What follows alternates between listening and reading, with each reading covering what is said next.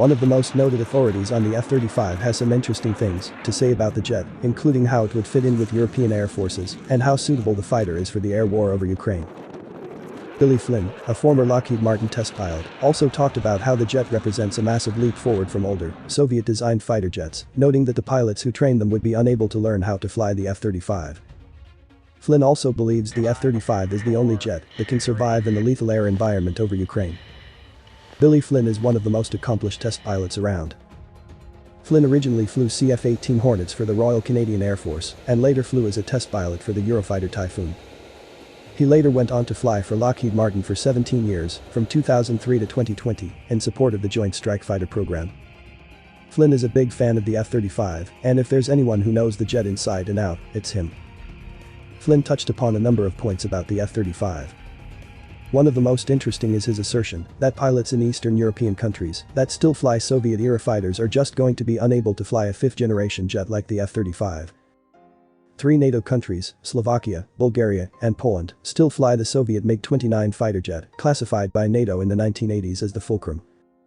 The MiG-29, designed in the late 1970s, is the equivalent of the American F-16 Fighting Falcon.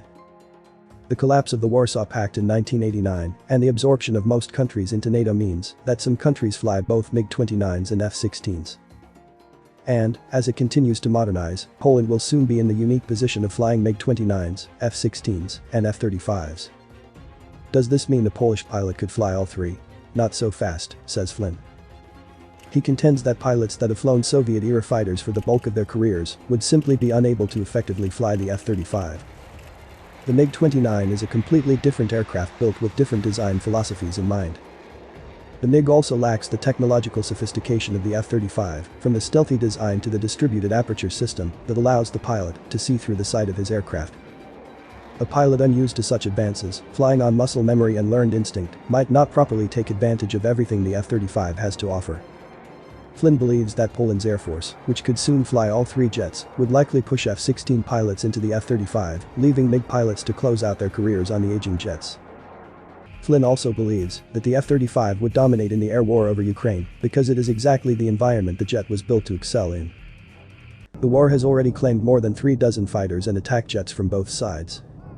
Ukrainian Air Force jets, for example, not only have to deal with Su-30M Flanker and Su-35 Flanker E twin-engine, multi-role fighters, but S-400 long-range air defense systems and short-range battlefield air defense systems.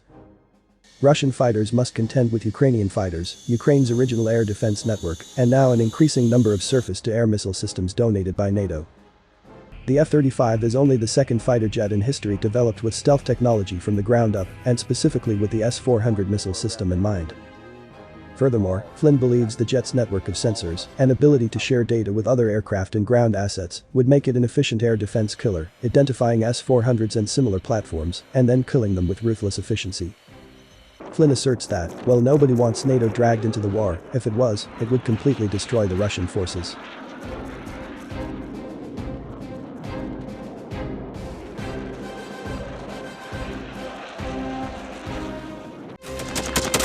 Thanks for watching, and don't forget to subscribe. Also, if you want to support Warthog Defense, please become our member and get early access to new videos, exclusive members-only videos, and become administrator in comment section. The membership link is in the description. Rescues every day. We had a guy last week at 6 rescues in 6 days. You know, he's doing the job every day.